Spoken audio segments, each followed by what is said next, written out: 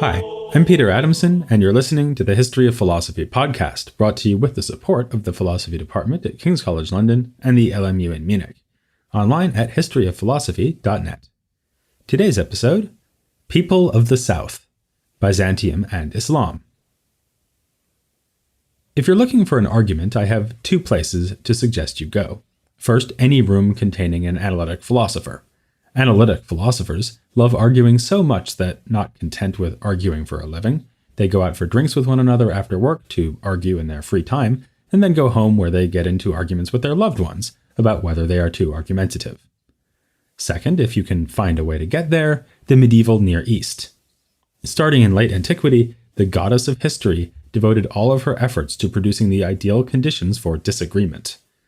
After breaking the Roman Empire in half so that Latin Christians could come into conflict with Greek Christians, she also oversaw sectarian disputes between Christians in the Eastern realms, the Chalcedonians, the Miaphysites, and the Church of the East, sometimes referred to respectively as Melkites, Jacobites, and Nestorians.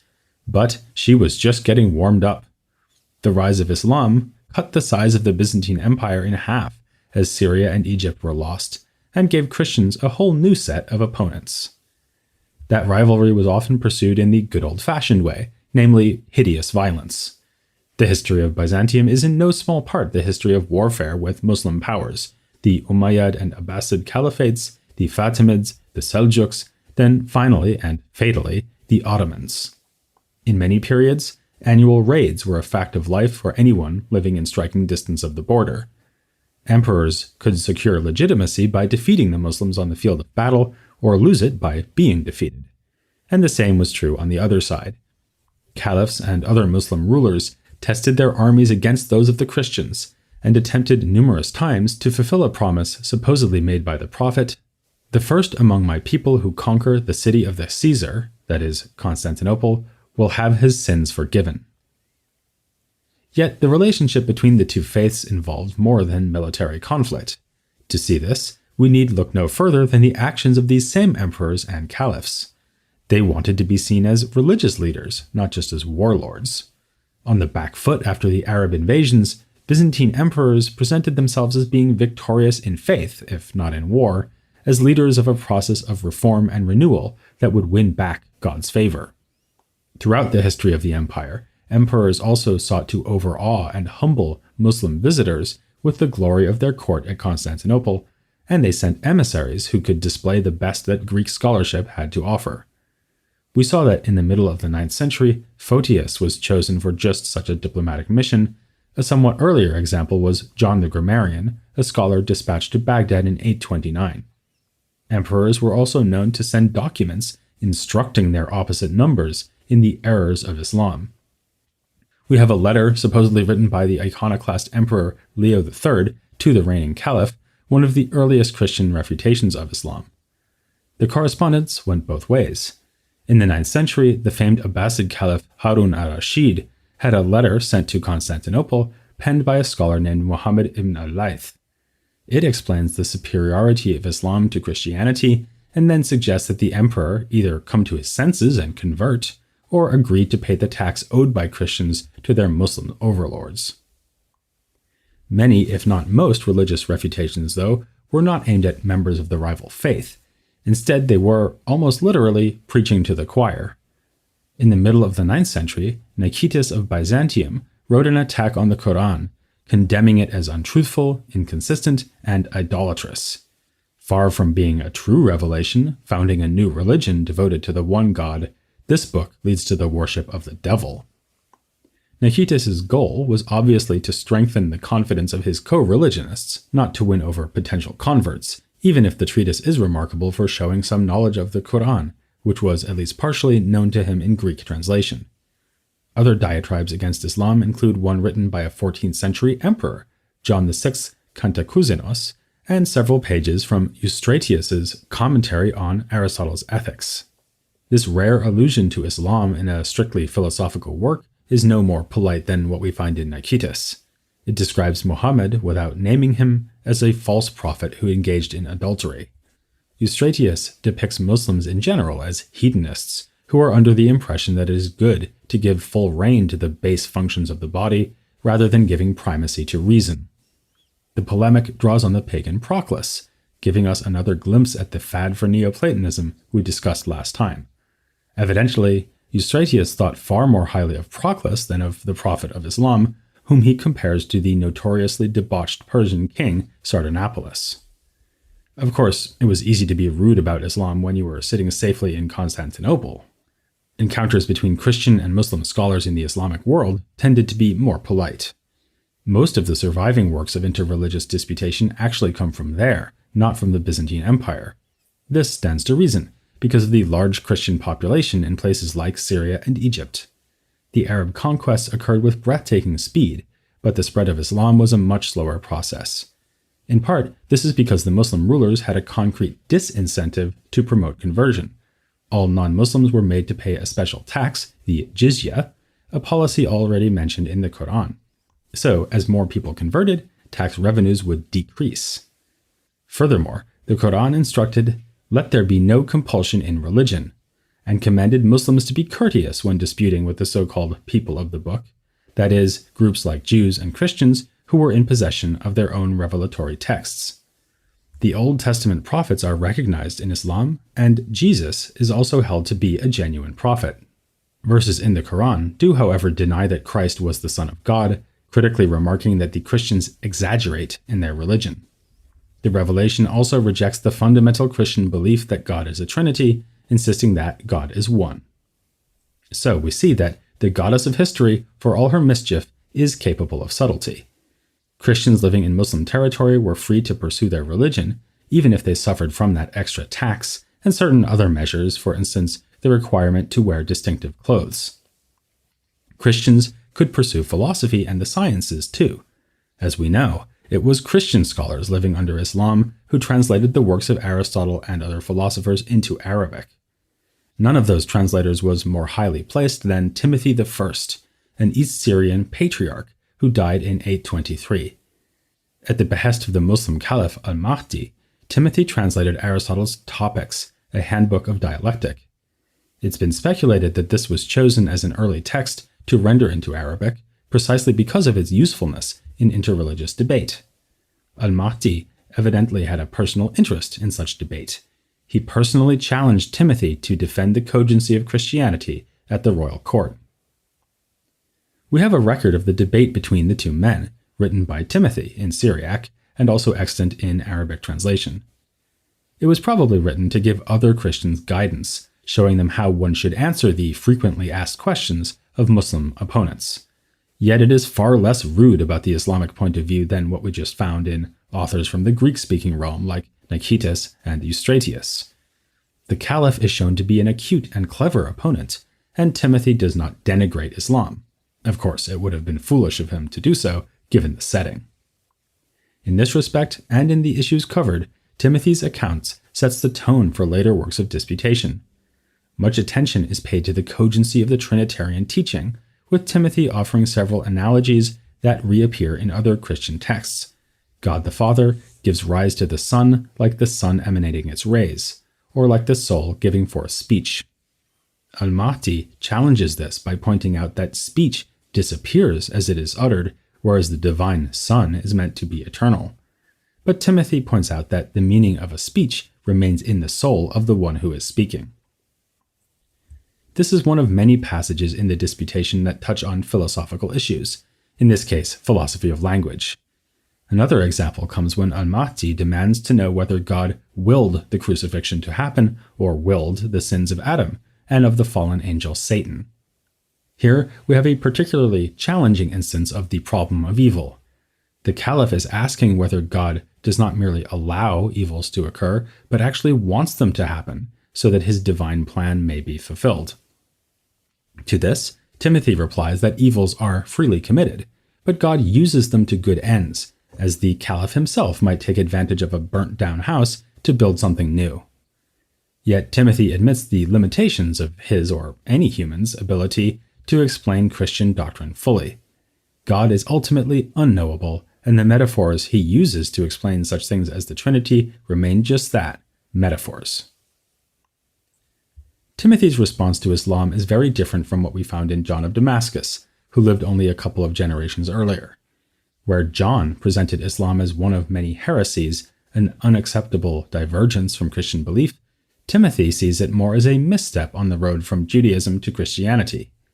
He goes so far as to cite a passage from the Quran that could be read as supporting the Trinity, and Al-Mahdi returns the favor by mentioning passages in the Bible that foretell the coming of the Prophet Muhammad. But in the long run, this debate was not going to be fought over scriptural exegesis, if only because neither group accepted the legitimacy of the other's revelatory text. Of course, Christians rejected the Quran, while Muslims claimed that the New Testament distorted Jesus' true teachings and argued that the biblical text had been corrupted. Back then, people were well aware of the difficulties of accurately transmitting handwritten documents. The weapon of choice for interreligious dispute was instead rational argument.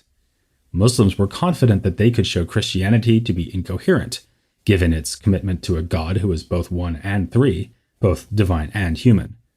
Not long after Timothy, we have Muslim authors like Qasim ibn Ibrahim and Abu Isa al-Warraq, who composed diatribes against the irrationality of Christian belief. These are well-informed texts.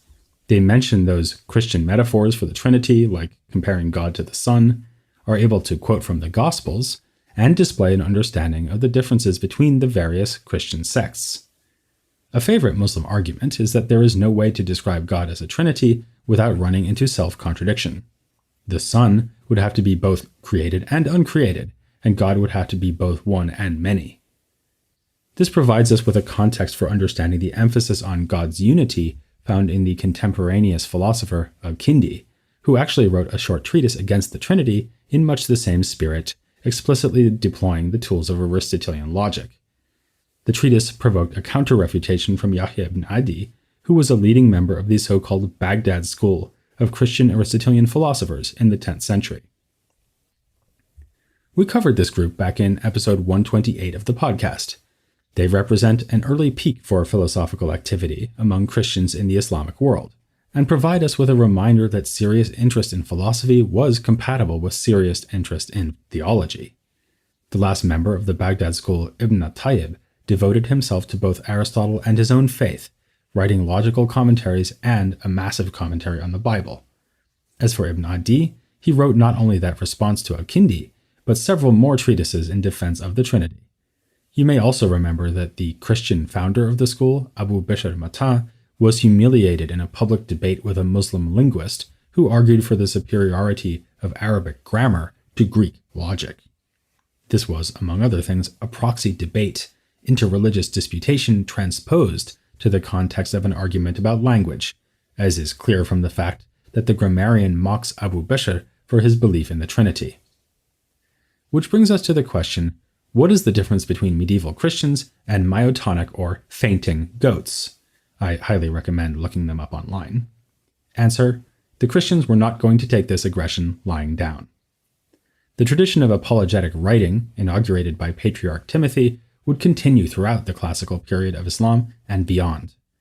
An excellent example from about the same time as Timothy is provided by Abu Ra'ita, a Miaphysite theologian from the Iraqi city of Tikrit.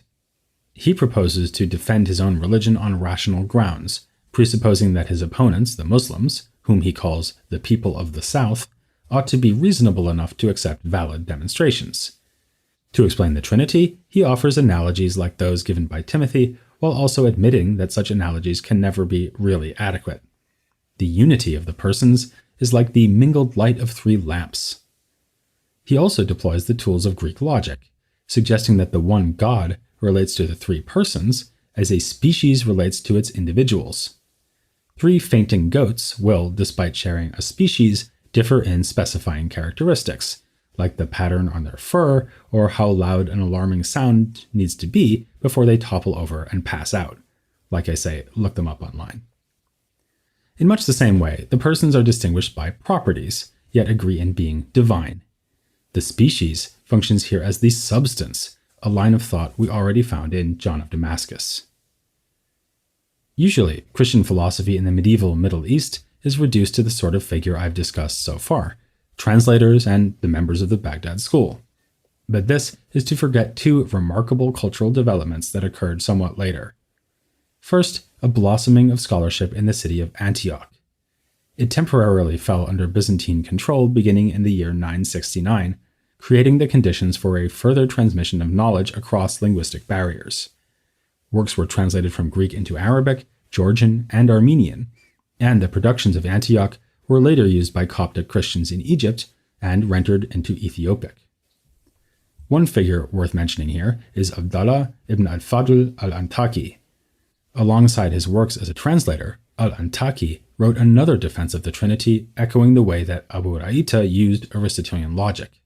Again, the persons are described as individuals with distinguishing properties, and the Godhead itself can be understood as a kind of universal. That might surprise a faithful Aristotelian, since Aristotle tends to see universals as in some sense less real than individuals. And the Christians obviously don't want to say that God is less real than the persons.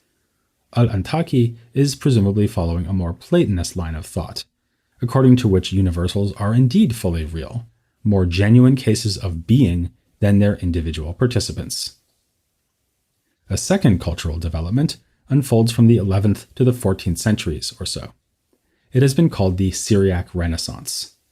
This too is something modern scholars tend to ignore. They often think of philosophy in Syriac, if they think of it at all, as a minor transitional phase between the more celebrated philosophical literature written in Greek and Arabic. But if you were going to name the most significant philosopher to write in Syriac, you might plausibly choose a relatively late author, whose name was Gregory Abul-Faraj Bar Hebraeus. You'll be glad to know he's usually known in English by the more memorable name Bar Hebraeus. He was a well-traveled man who spent time in Aleppo, Baghdad, and most importantly, Maragha, site of a famous observatory erected by the newly arrived Mongol regime. Here, Bar Hebraeus would have come into contact with the circle gathered around the Avicennan philosopher and astronomer At-Tusi. As a result, Bar Hebraeus was able to draw extensively on philosophical works by Muslims, which he gathered together in encyclopedic treatises of his own, written in Syriac. Note that this was in the middle of the 13th century, so not long after some of these same works were being received by Christians in Latin, over in Western Europe. Particularly important for Bar Hebraeus, just as for the Latin schoolmen, was Avicenna. For his most important work, called The Cream of Wisdom, Bar Hebraeus follows the model of The Healing, Avicenna's masterpiece, though he uses many other authors too. Especially for topics like ethics and politics, where Avicenna was less central, he drew on other authors like At-Tusi. Bar Hebraeus freely admitted the need to make use of Muslim scholarship. As he ruefully admitted, "We, from whom the Muslims have acquired wisdom through translators, all of whom were Syrians, find ourselves compelled to ask them for wisdom." This brings us to another way that philosophical learning was important for interreligious rivalry. Such expertise was recognized as a sign of cultural superiority. Back in the 9th century, the polymath Al-Jahiz acidly remarked that the Christians and the Byzantines have neither science nor expository literature nor vision, and their names should be erased from the registers of the philosophers and the sages. On the other side of the border, there was understandably not much willingness to concede that the Muslims were outdoing the Greek Christians in mastery of Greek science. But occasionally we find acknowledgement of the achievements being made in the Islamic world. Simeon Seth, who died in the early 12th century, pointed out that much could be learned from consulting the literature of the Muslims, Persians, and Indians. Simeon translated texts from Arabic into Greek, adding to our sense that in this period, pretty much every language of scholarship was being translated into pretty much every other language. He himself was an expert on astronomy and medicine, and followed his own advice when it came to learning from the Muslims. We'll be seeing how he did that soon when we look at the works of Simeon and other Byzantine intellectuals who wrote on the sciences. But before we get to that, we're going to stay with the interrelation of Islam and Byzantium, as I'm joined by one of the most accomplished historians to have written on the topic, Judith Herron. She'll be our guest on the next episode of The History of Philosophy, Without Any Gaps. Oh.